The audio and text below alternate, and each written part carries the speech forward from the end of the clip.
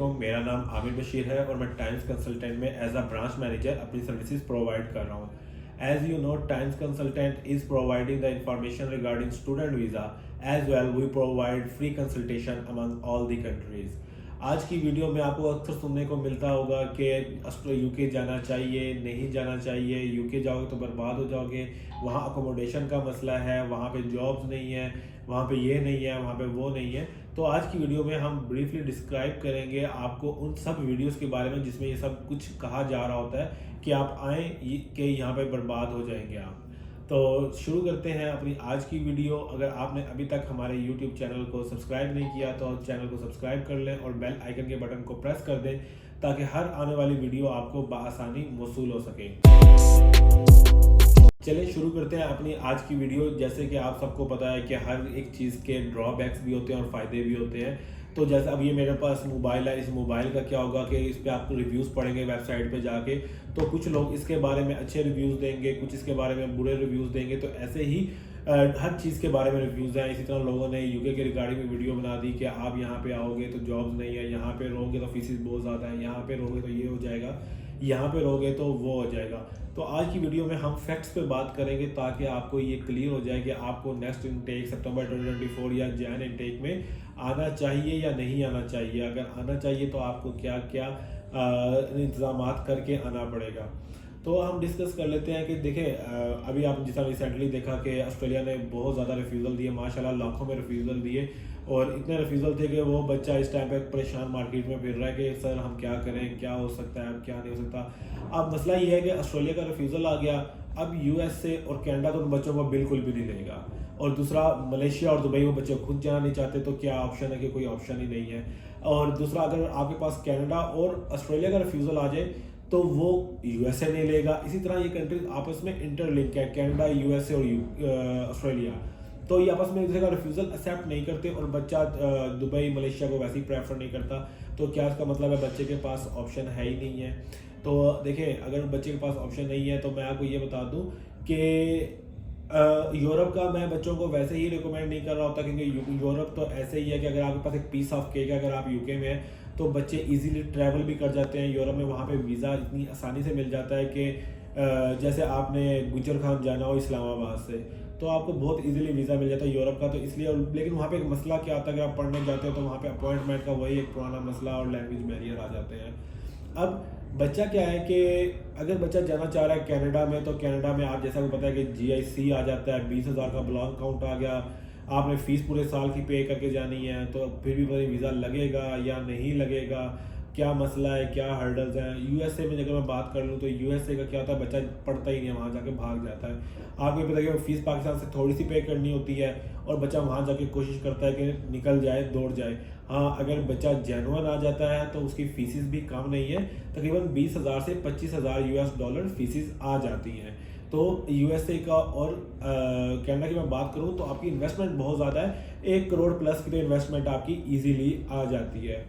अब बात क्या आ जाती है कि अब क्या बच्चों के लिए ऑप्शन, क्या कोई ऑप्शन नहीं है। अब जाहिर सी बात है, जब बच्चा रिफ्यूज़ल लेके आ गया, उसके पास ऑस्ट्रेलिया और कनाडा तो वैसे क्लोज हो गया। अगर आप फ्रेश प्रोफाइल पे आ रहे हो, आप अगर बजट अफोर्ड कर सकते हो, जो कि हर बच्चा नहीं कर सकता, तो आप कनाडा और ऑस्ट्रेलिया का 1 करोड़ का बजट है तो ज़रूर प्रोसीड करें।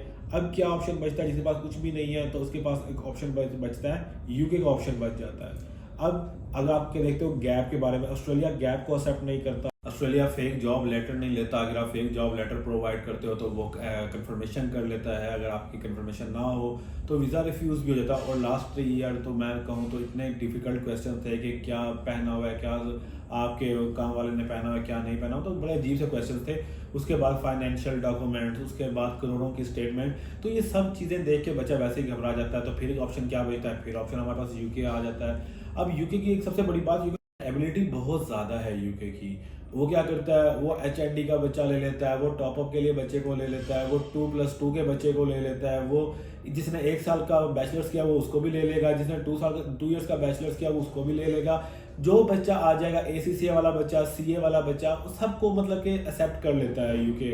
अब जिस तरह लास्ट आप देखो तो यूके ने स्पाउस केस बंद कर दिया, लेकिन उन्होंने साथ ही रिसर्च के लिए ओपन कर दिया कि अपने स्पाउस को रिसर्च में साथ ले आओ।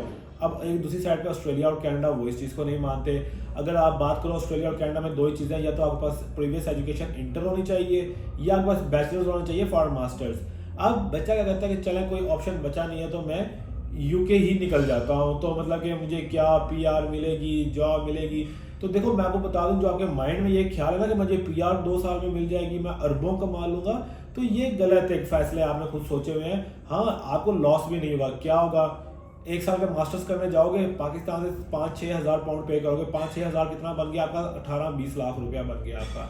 आपने वो पे कर दिया, पे करने के बाद वहां पे चले गए, वहां पे जाके ड्यूरिंग स्टडी आपने रिमेनिंग फी पे कर दी, और क्या किया कि आपने अपनी एक डिग्री हासिल कर ली। 6 महीने के अंदर मैक्सिमम आपने वो सारा अपना बजट रिकवर कर लिया जो आप दे कर आए थे। अब भाई जो नेक्स्ट आपके पास 1.5 साल 2 साल हैं, उसमें जो कमाओगे इसमें एक अच्छी अमाउंट कमा लोगे। अगर बात कर लो, मतलब मैं कहता हूँ वर्स्ट तरीन केस क्या हो जाएगा कि मतलब कि बुरा तरीन आपके साथ ये हो जाएगा कि पीआर नहीं मिलेगी। अरे भाई पीआर नहीं मिलेगी, चलो बुरा तरीन सीन ये होगा, वहां से बच्चा यूरोप निकल जाता है, वहां से बच्चा यूके चला जाता है, वहां से बच्चा कनाडा चला जाता है, वहां से बच्चा ऑस्ट्रेलिया चला जाता है। अब आप देखो जो ऑस्ट्रेलियन सिटीजन है, ऑस्ट्रेलियन सिटीजन बोल दिया मैंने, यूके के जो सिटीजन है, जो रेजिडेंट है, वो खुद कहाँ जाते हैं, वो एक टाइम के बाद उनके अपने वेदर से तंग आकर वो ऑस्ट्रेलिया कनाडा मूव कर जाते हैं कि उन्हें पता है कि गवर्नमेंट ने 3,000 पाउंड मंथली देना है, उम्र बूढ़ी हो गई है, तो यहाँ पे भी रह के टाइम गुजारना है, तो हम क्यों ना ऑस्ट्रेलिया या कनाडा चले जाएं। तो वो लोग मौसम से तंग आकर वहाँ चले जाते हैं, तो इसलिए जॉब अपॉर्चुनिटीज बहुत ज़्यादा क्रिएट हो जाती हैं। अब जिस तरह लास्ट मैंने एक अपने स्टूडेंट मेरे बैंकर में गए थे, हमारे पास मेंटेलिटी क्या है, मेंटेलिटी यही है कि लंदन जाना है, बर्मिंघम जाना है, मैनचेस्टर जाना है। तो वहाँ पे क्या है कि इतना बच्चा भर चुका है कि वहाँ पे कैपेसिटी ही नहीं है। अब खुद देखेंगे, अगर मेरा एक घर हो 5 मरले का, 10 मरले का, कनाल का, 2 कनाल का, 2 कनाल में मैक्सिमम 200 लोग आ जाएंगे, कनाल में 100 लोग आ जाएंगे, 5 मरले में 20-25 आ जाएंगे। अगर मैं एक कनाल की जो कैपेसिटी है वो 100 लोगों की है, मैं 200 ऐड कर दूंगा तो भाई आगे पीछे तो गिरेंगे। तो यही हाल इस टाइम लंदन, बर्मिंघम और मैनचेस्टर का है। तो अब उनकी दूसरी लोकेशंस क्यों नहीं टारगेट करते? नॉर्दर्न आयरलैंड है, स्कॉटलैंड है आपके पास। अभी जब मेरे बच्चे से बात हो रही थी बैंगर को लेके, तो उसको मैंने बताया था बैंगर्स में जॉब्स बहुत ज़्यादा। तो अब मेरी आज उससे जो बात हुई तो उसने यही कहा कि सर आप ठीक कह रहे थे कि बैंगर्स में जॉब बहुत ज़्यादा है, मैंने अप्लाई किया और जाते ही उसको जॉब्स मिल गई। हाँ, अब मैं ये भी नहीं कहता कि आप लंदन, बर्मिंघम और मैनचेस्टर को टारगेट ना करें, आप ज़रूर टारगेट करें। अगर तो वहाँ पे आपका कोई दोस्त, कज़न, भाई वहाँ पे है जो कहता है कि तू आ जा, मैं तुझे संभाल लूँगा, तेरी जॉब डन है, ये है वो है, यानी कि आपके इंतजाम मुकम्मल हैं, तो फिर ज़रूर जाएं। अगर आपका वहाँ पे कोई नहीं है तो मैं यही रिकमेंड करूँगा कि आप करीब दूसरी लोकेशंस को देखें, बोल्टन को टारगेट करें, आप एसेक्स को टारगेट करें, और बहुत से ऑप्शंस अवेलेबल हैं। अब जो नेक्स्ट बात ये थी कि वर्स्ट में क्या था कि पीआर नहीं मिल रही, पीआर ना मिली तो भाई आप कहाँ जा सकते हो, आप मूव कर जाओ यूरोप के अंदर। यूरोप में भी लोग इस तरह जाके वहाँ पे स्टे कर लेते हैं, वहाँ पे आप 4-5 साल रह के जॉब और हंट कर लेते हो, आपको इजी जॉब मिल जाती है। तो आज की जो वीडियो थी ना भाई, उसमें ये चीज़ कन्फर्म हो गई कि आपको खुद यूके जाना चाहिए या नहीं जाना चाहिए।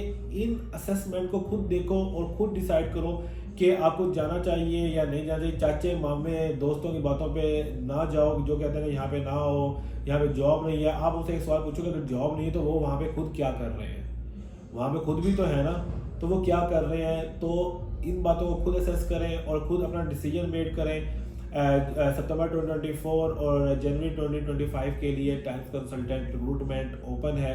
हम बच्चे को रिक्रूट कर रहे हैं। विदाउट इंग्लिश टेस्ट भी ऑप्शन अवेलेबल है, with IELTS, with PTE, with Oxford, with other mode of test भी ऑप्शन अवेलेबल है। इस टोटली डिपेंड्स ऑन बच्चे के ऊपर कि बच्चा क्या ऑप्शन चाहता है। उसके अलावा हमारी कोई फीस नहीं है, हम फ्री ऑफ कॉस्ट आपको ये सर्विसेज प्रोवाइड कर रहे हैं, क्योंकि हम कैरियर एडवाइज़र हैं बजाय के कोई कंसल्टेंट है।